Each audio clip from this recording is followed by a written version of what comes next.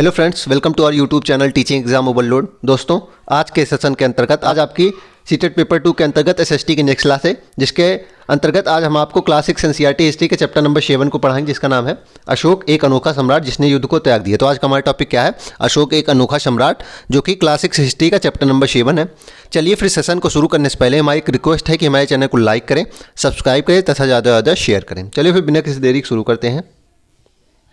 पहला टॉपिक है इसमें एक बहुत बड़ा राज्य एक साम्राज्य। हम जिन शेरों के चित्र रुपए पैसों पर देखते हैं उनका एक लंबा इतिहास। ध्यान रखिएगा, हम जिन शेरों का चित्र जो है हम अपने पैसों में, रुपए में 10 के नोट या 20 के नोट किसी में देखते हैं, उनका एक लंबा इतिहास है। उन्हें पत्थरों को काट कर बनाया गया है, फिर उन्हें सारनाथ के एक विशाल स्तंभ पर स्थापित किया गया था। तो उन्हें क्या किया गया था? पत्थरों पर काट कर बनाया गया था और फिर क्या किया गया? सारनाथ में एक विशाल स्तंभ पर स्थापित किया गया था। इतिहास के महानतम राजाओं में से एक अशोक के निर्देश पे इसके जैसे कई स्तंभों और पत्थरों पर अभिलेख उत्कीर्ण किए गए हैं। तो इसके कई जैसे इसी के तरह स्तंभ और पत्थरों पे अभिलेख बनाए गए हैं। किनके आदेश पे? अशोक के आदेश पे। और सारनाथ कहाँ है? जो ये सारनाथ का स्तंभ है, ये कहाँ है? अशोक स्तंभ ये है उत्तर प्रदेश के वाराणसी के निकट सारनाथ में। चलिए आगे देखते हैं। अशोक जिस साम्राज्य पर शासन करते थे उसकी स्थापना किसने की थी? उनके दादा चंद्रगुप्त मौर्य ने लगभग 2300 साल पहले की थी। ध्यान रखिएगा, अशोक जिस पर शासन करते हैं उसकी उस राज्य उस वंश की स्थापना उनके दादा चंद्रगुप्त मौर्य ने की थी लगभग 2300 साल पहले। और चाणक्य या कौटिल्य नाम के एक बुद्धिमान व्यक्ति ने इनकी सहायता की थी। तो चाणक्य या कौटिल्य या विष्णुगुप्त नाम के व्यक्ति ने इनकी सहायता की थी चंद्रगुप्त मौर्य की। चाणक्य के कई विचार हमें अर्थशास्त्र नामक किताब में मिलते हैं। अब प्रश्न बन सकता है कि अर्थशास्त्र बुक के लेखक कौन है? तो वह है चाणक्य। ध्यान रखिएगा। और अर्थशास्त्र बुक में लिखा क्या है? राजनीति की बात लिखी गई है, कोई इकोनॉमिक्स की बुक नहीं है। नाम उसका अर्थशास्त्र था, लेकिन उसमें पाटलिपुत्र के शासन की बात की गई है। तो ध्यान रखिएगा, अर्थशास्त्र के लेखक कौन हो जाएंगे? चाणक्य हो जाएंगे। आगे देखते हैं। जिन जगहों पर अशोक के शिलालेख मिले हैं उन्हें लाल बिंदुओं से दिखाया गया है। तो जिन जगहों पर अशोक के शिलालेख मिले हैं उन्हें आगे आने वाले चित्र में लाल बिंदुओं से दिखाया गया है। ये सारे इलाके साम्राज्य के भीतर थे। चलिए देखते हैं। देख लीजिए, मनशेहरा जैसे देख लीजिए, लंपक, कांधार, ये सब क्या था? उनका साम्राज्य था अशोक का। रामपुरवा बिहार में है, लौरिया राज इंपॉर्टेंट है बिहार। यूपी में 3 स्तंभ है, कौशाम्बी, इलाहाबाद में 1 स्तंभ है और सारनाथ में। सांची एमपी में है, इंपॉर्टेंट है। और मस्की बहुत इंपॉर्टेंट है, कर्नाटक में है। गिरनार है गुजरात में। तो ये सब प्रसिद्ध अभिलेख हैं जो किनके हैं? अशोक के हैं और यहाँ इनका शासन था। टोपरा इंपॉर्टेंट है, टोपरा नोट कर लीजिएगा, इंपॉर्टेंट है। मेरठ इंपॉर्टेंट है, टोपरा, मेरठ, लुम्बिनी इंपॉर्टेंट है। रामपुरवा, लौरिया, अराराज बिहार में है। सारनाथ, कौशाम्बी इलाहाबाद में स्तंभ मिले हैं। सांची में इंपॉर्टेंट है एमपी। उसके बाद इंपॉर्टेंट है कलिंग में इंपॉर्टेंट क्यों है? क्योंकि यहीं इन्होंने युद्ध लड़ा था। मस्की में इंपॉर्टेंट है, ब्रह्मगिरी में इंपॉर्टेंट है। ध्यान रखिएगा, यहाँ इनके अभिलेख मिले हैं और जहाँ तक अभिलेख मिले हैं वहाँ तक इनका शासन था। चलिए आगे देखते हैं।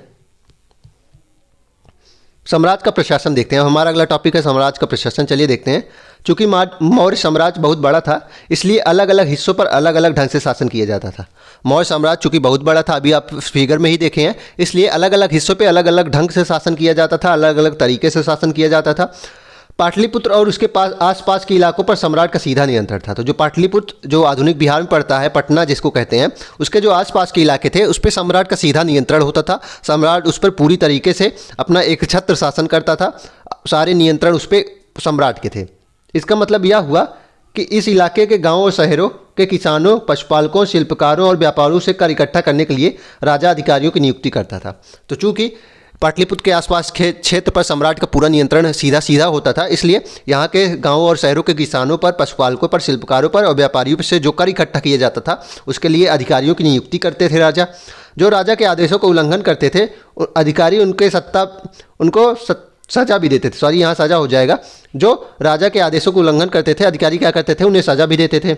इनमें से कई अधिकारियों को वेतन भी दिया जाता था। ध्यान रखिएगा, इनमें से कई अधिकारियों को वेतन भी दिया जाता था। संदेश वाहन एक जगह से दूसरी जगह घूमते थे। संदेश वाहक जो होते थे, जो संदेशों को पहुंचाते थे, वह एक जगह से दूसरी जगह घूमते रहते थे और राजा के जासूस अधिकारियों के कार्यकलाप पर नज़र रखते थे। और राजा के जासूस भी होते थे जो अधिकारी किस प्रकार कार्य कर रहे हैं, सही ढंग से कार्य कर रहे हैं कि नहीं, इस पर नज़र रखते थे। इन सब के ऊपर सम्राट था जो राज परिवार, वरिष्ठ मंत्रियों की सहायता से सब पर नियंत्रण करता था। इन सब के ऊपर सम्राट होते थे जो राज परिवार और वरिष्ठ अधिकारियों की सहायता से नियंत्रण करते थे। मौर्य साम्राज्य के भीतर कई छोटे प्रांत थे। ध्यान रखिएगा, इंपॉर्टेंट पॉइंट है। मौर्य साम्राज्य के भीतर कई छोटे प्रांत थे। तो प्रश्न पूछा जा सकता है कि मौर्य साम्राज्य में प्रांतीय राजधानियाँ कहाँ कहाँ थी? तो तक्षशिला, उज्जैन जैसी राजधानियाँ तो प्रांतीय राजधानियाँ कहलाती थी। कुछ हद तक पाटलिपुत्र से इन क्षेत्रों पर नियंत्रण रखा जाता था। कुछ हद तक पाटलिपुत्र से इन क्षेत्रों पर नियंत्रण रखा जाता था और अक्सर राजकुमारों को वहाँ का राज्यपाल बनाकर भेजा जाता था। तो चूंकि सीधा नियंत्रण इन जगहों पर नहीं था, इसलिए जो राजकुमार होते थे, जो राजा के पुत्र होते थे, उन्हें गवर्नर के रूप में यहाँ शासन करने के लिए भेज दिया जाता था ताकि सुचारू रूप से शासन व्यवस्था को देखी जा सके। आगे देखते हैं, मोस्ट इंपॉर्टेंट पॉइंट है, इसको नोट कर लीजिएगा। अर्थशास्त्र में यह लिखा है कि उत्तर पश्चिम कंबल के लिए और दक्षिण भारत सोने और कीमती पत्थरों के लिए प्रसिद्ध था। ध्यान रखिएगा, अर्थशास्त्र में यह लिखा गया है कि उत्तर पश्चिम किसके लिए प्रसिद्ध था? कंबल के लिए, और दक्षिण भारत सोने और कीमती पत्थरों के लिए प्रसिद्ध था। और अर्थशास्त्र के लेखक कौन है? चाणक्य हो जाएंगे। नजराना क्या होता था? अब इंपॉर्टेंट बिंदु है, नजराना क्या होता था? जहां का नियमित ढंग से लिया जाता था, वहीं नजराना जो होता था वह अनियमित रूप से जब भी संभव हो तब लिया जाता था। तो कर जो होता था वह नियमित रूप से लिया जाता था और आपको देना ही पड़ता था, लेकिन नजराना क्या होता था? एक गिफ्ट के रूप में होता था, अनियमित रूप से होता था और जब भी आपके पास हो, जब भी आप संभव हो, तब आप इकट्ठा करके दे सकते हैं।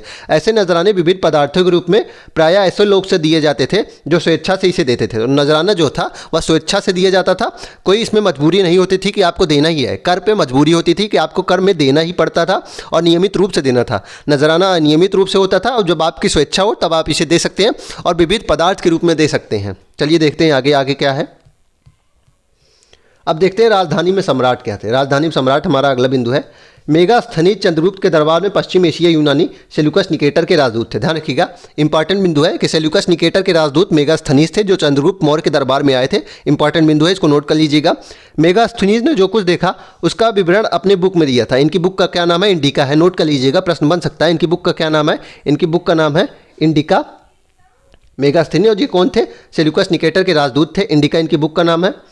यहाँ हम उसके एक विवरण का एक अंश दे रहे हैं। तो जो उन्होंने अपनी बुक इंडिका में लिखा है उसका एक विवरण ये देखिए जो हाईलाइट किया गया है इस पोर्शन को, बहुत इंपॉर्टेंट है। चलिए देखते हैं। सम्राट का जनता के सामने आने के अवसरों पर शोभा के रूप में जश्न मनाया जाता था। तो जब सम्राट जनता के सामने आते थे तो वह एक अवसर के रूप में मनाया जाता था।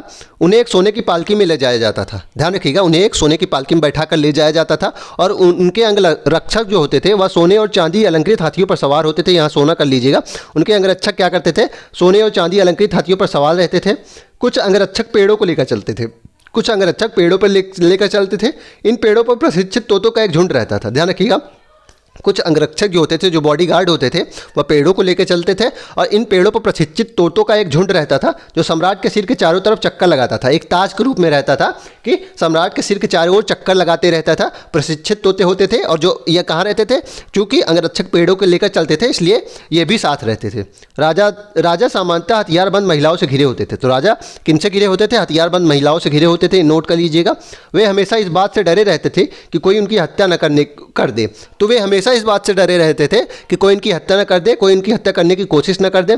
उनके खाना खाने से पहले खास नौकर उस खाने को चखते थे। तो उनके खाना खाने से पहले खास नौकर उस खाने चखते थे क्योंकि उन्हें डर रहता था कि कोई इसमें जहर आदि मिला के उनकी मृत्यु न कर दे।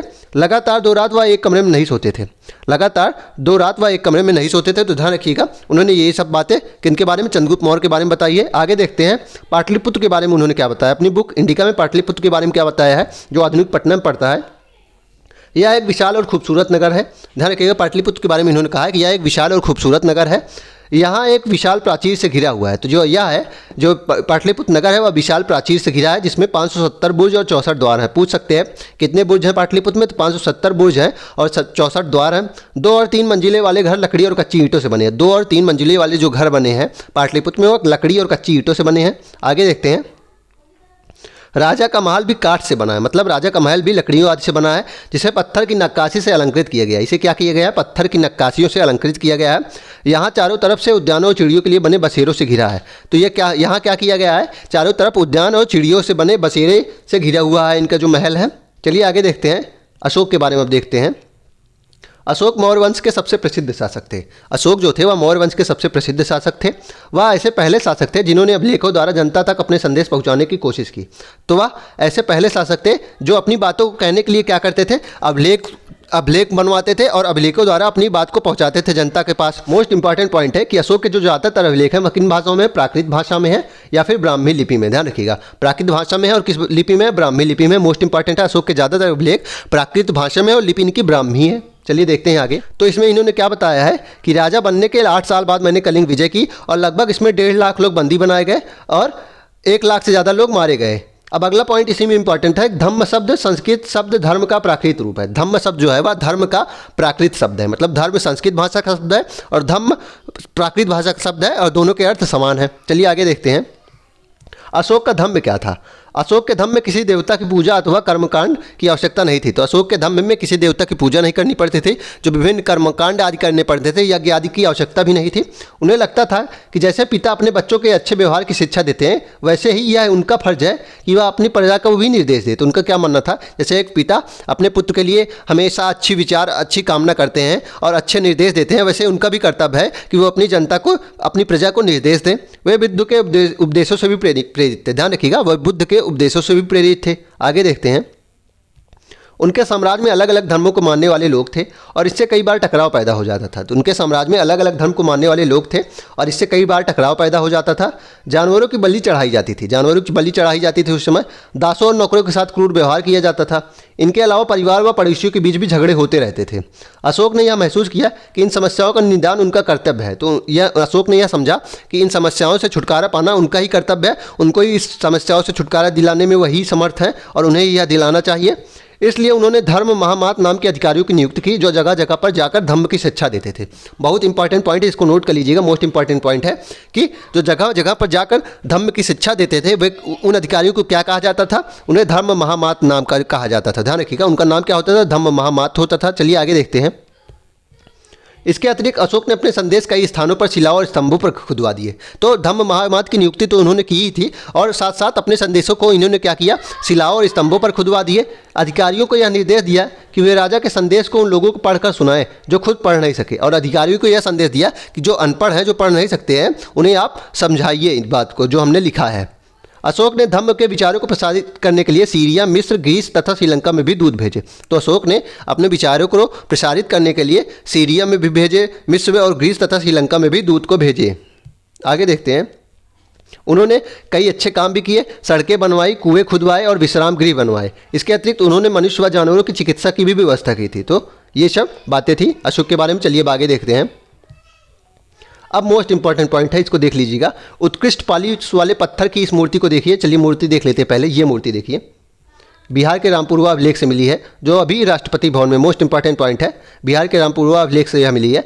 यह बिहार के रामपुरवा से मिले एक मौर्यकालीन स्तंभ का हिस्सा है। यह बिहार के रामपुरवा से मिले एक मौर्यकालीन स्तंभ का हिस्सा है। अभी से राष्ट्रपति भवन में रखा गया है। यह उस समय की मूर्तिकला का एक नमूना है। तो पूछ सकता है बिहार के रामपुरवा जो इस लेख है वह किससे संबंधित है? तो वह मौर्यकालीन स्तंभ है और यह इसे अभी कहाँ रखा गया है? तो इसे राष्ट्रपति भवन में रखा गया है। आगे देखते हैं। एक और इम्पॉर्टेंट पॉइंट है, इसको एक कथन के रूप में दिया गया था, तो पूछ भी सकते हैं कथन के रूप में, तो इसलिए मैंने इसको स्लाइड में शामिल कर लिया कि भारत के प्रथम प्रधानमंत्री पंडित जवाहरलाल नेहरू ने लिखा कि उनके अशोक के बारे में इन्होंने कहा कि उनके धर्मादेश आज भी हमसे एक ऐसी भाषा में बात करते हैं जिन्हें हम समझ सकते हैं और जिनसे हम बहुत कुछ सीख सकते हैं। तो उन्होंने क्या कहा कि अशोक के जो धर्मादेश हैं वह आज भी हमसे एक ऐसी भाषा में बात करते हैं जिन्हें हम समझ सकते हैं और जिनसे हम बहुत कुछ सीख सकते हैं। पूछ सकते हैं तो यह कथन किसका है? तो यह हमारे भारत के प्रथम प्रधानमंत्री पंडित जवाहरलाल नेहरू जी का है। ध्यान रखिएगा। चलिए अब अन्यत्र देख लेते हैं। मौर्य साम्राज्य के उभरने से थोड़ा पहले, लगभग 2400 वर्ष पहले, चीन में सम्राटों ने चीन की दीवार का निर्माण शुरू किया था। तो लगभग 2400 वर्ष पहले चीन के सम्राटों ने क्या किया? चीन की दीवार का निर्माण शुरू किया। इसे बनाने का उद्देश्य उत्तरी सीमा की पशुपालक लोगों से रक्षा करना था। तो इसे बनाने का उद्देश्य क्या था कि उत्तरी सीमा के जो पशुपालक लोग होते थे उनसे रक्षा करना था। अगले 2000 वर्षों तक इस दीवार का निर्माण कार्य चलता रहा। तो अगले 2000 वर्षों तक इस दीवार के निर्माण का कार्य चलता रहा, क्योंकि साम्राज्य की सीमाएं बदलती रही, इसलिए दीवार को भी बार बार काम उस पर चलता ही रहा। यह दीवार लगभग 6400 किलोमीटर लंबी है। मोस्ट इंपॉर्टेंट पॉइंट है, ये इंपॉर्टेंट पॉइंट है, नोट कर लीजिएगा कि यह दीवार लगभग 6400 किलोमीटर लंबी है तथा पत्थर और ईंटों से बनी है। इसकी ऊपरी सतह सड़क जैसी चौड़ी है। तो इसकी ऊपरी सतह जो है वह सड़क जैसी चौड़ी है। इस दीवार को बनाने के लिए हजारों लोगों को काम करना पड़ा। हर 100-200 मीटर की दूरी पर इस निगरानी के लिए एक बुर्ज बने हैं। तो इसमें क्या इंपॉर्टेंट पॉइंट था कि यह दीवार लगभग 6400 किलोमीटर लंबी है और हर 100-200 मीटर पर निगरानी करने के लिए बुर्ज बने हैं। चलिए फिर इसका क्विक रिवीजन देख लेते हैं। ध्यान रखिएगा, क्विक रिवीजन जो मैं कराता हूँ ओरल रूप में कराता हूँ, लेकिन बहुत इंपॉर्टेंट होता है, जो एकदम इंपॉर्टेंट सभी इंपॉर्टेंट टॉपिक होता है उसको कराता हूँ। चलिए फिर इसमें पहला पॉइंट था कि अशोक जो थे वह चंद्रगुप्त मौर्य के पौत्र थे। और मौर्य वंश की स्थापना कब हुई थी? लगभग 2300 वर्ष पूर्व। मौर्य वंश की स्थापना लगभग 2300 वर्ष पूर्व हुई थी। चंद्रगुप्त का पुत्र कौन था? बिंदुसार था। ध्यान रखिएगा, चंद्रगुप्त का पुत्र बिंदुसार था और बिंदुसार के पुत्र अशोक थे। चंद्रगुप्त के पुत्र जो थे वह बिंदुसार थे और बिंदुसार के पुत्र अशोक थे। मौर्य वंश की राजधानी कहाँ थी? पाटलिपुत्र में थी। मौर्य वंश की राजधानी पाटलिपुत्र में थी। अब देखते हैं नजराना क्या था। तो कर जैसे कि नियमित ढंग से लिया जाता था, लेकिन नजराना जो होता था वह अनियमित रूप से जब संभव हो विभिन्न चीज़ों के रूप में प्रायः ऐसे लोगों से लिया जाता था जो स्वेच्छा से, मतलब अनियमित रूप से कभी भी आप दे सकते थे। अगर आपकी स्वेच्छा तो हो तो आप दीजिए, ना हो तो ना दीजिए, इसे ही नजराना कहते थे। साम्राज्य का प्रशासन जो था, मेगास्थनीज ने अपनी बुक इंडिका में लिखा है कि यूनानी राजा सेलुकस निकेटर के राजदूत थे मेगास्थनीज। इन्होंने क्या कहा कि सम्राट को सोने की पालकी में जनता के सामने ले जाया जाता था। अंगरक्षक जो होते थे वह अलंकृत हाथी पर सवार होते थे। अंगरक्षक हाथी पर सवार होते थे जो सोने और चांदी से अलंकृत होते थे। कुछ अंगरक्षक पेड़ों को लेकर चलते थे और साथ ही उस पर प्रशिक्षित तोते का झुंड सम्राट के सिर के चारों ओर चक्कर लगाता था। इंपॉर्टेंट पॉइंट है। अगला बिंदु था कि राजा को हमेशा यह डर रहता था कि कोई उनकी हत्या न कर दे, इसलिए वह हथियारबंद महिलाओं के साथ रहते थे और खाने के पहले उनके खाने को नौकर चखते थे, क्योंकि उन्हें डर रहता था कि मेरी मृत्यु न हो जाए जहर खाने से। अगला पॉइंट इंपॉर्टेंट था कि राजा लगातार 2 रात एक कमरे में नहीं सोते थे। अगला बिंदु है कि अशोक पहला शासक था जो अभिलेख द्वारा जनता तक संदेश पहुंचाता था। बहुत इंपॉर्टेंट पॉइंट है कि प्रश्न पूछ सकते हैं वह पहला शासक कौन था जो अभिलेखों द्वारा अपना संदेश जनता तक पहुंचाता था, तो वे अशोक थे। और ज़्यादातर अभिलेख जो है उनके प्राकृत भाषा में है और ब्राह्मी लिपि में। ध्यान रखिएगा, ज़्यादातर अभिलेख उनके प्राकृत भाषा में है और ब्राह्मी लिपि में है। कलिंग युद्ध जो था, चलिए कलिंग युद्ध के बारे में देख लेते हैं। कलिंग जो है वह उड़ीसा का प्राचीन नाम था। पहली बात तो यही इंपॉर्टेंट है, कलिंग उड़ीसा का प्राचीन नाम था। उसने कहा कि मैंने राजा बनने के 8 साल बाद कलिंग विजय की है। तो अशोक ने कहा कि राजा बनने के 8 साल बाद मैंने कलिंग विजय की और लगभग 1.5 लाख लोगों को बंदी बनाया गया इसमें और 1 लाख से ज़्यादा लोग मरे। इससे मुझे अपार दुख हुआ। अब चलिए देखते हैं धम्म क्या था। धम्म इंपॉर्टेंट पॉइंट था कि धम्म क्या था। तो धम्म क्या था? जो संस्कृत भाषा में धर्म शब्द का अर्थ होता है उसे ही प्राकृत भाषा में धम्म कहा गया। और इनके धम्म में क्या था कि किसी पूजा और कर्मकांड की आवश्यकता नहीं थी। अशोक ने धम्म की शिक्षा देने के लिए अधिकारी नियुक्त किए थे। अशोक ने धम्म की शिक्षा देने के लिए अधिकारी नियुक्त किए थे और इन्हें क्या कहा गया? इन्हें धम्म महामात्म कहा गया था। इंपॉर्टेंट है, इन्हें धम्म महामात्म कहा गया। इन्होंने अपने विचार फैलाने के लिए सीरिया, मिस्र, ग्रीस तथा श्रीलंका में भी दूत भेजे। अगला बिंदु था इसमें कि अशोक स्तंभ में जो बिहार का रामपिरुआ वाले अभिलेख मिला है वह एक मौर्यकालीन स्तंभ है और इसे अभी कहाँ रखा गया है? इसे राष्ट्रपति भवन में रखा गया है। तो जो रामपुरवा अभिलेख है बिहार में उसे वह राष्ट्रपति भवन में रखा गया है और वह मौर्यकालीन स्तंभ है। अगला बिंदु था इसमें कि चीन की दीवार जो है वह पशुपालकों से रक्षा करने के लिए बनाई गई थी और यह 6400 किलोमीटर लंबी है। साथ ही हर 100-200 मीटर की दूरी पर इसे निगरानी करने के लिए एक बुर्ज बना है और इसकी जो निर्माण कार्य शुरू हुआ था वह 2400 वर्ष पूर्व हुआ था। चलिए फिर इसी के साथ आज के सेशन को हम समाप्त करते हैं। आशा करता हूं कि आपको सेशन पसंद आया होगा। अगर आप इसी तरह के अन्य सेशन भी प्राप्त करना चाहते हैं तो हमारे YouTube चैनल को लाइक करें, सब्सक्राइब करें तथा ज़्यादा से ज़्यादा शेयर करें।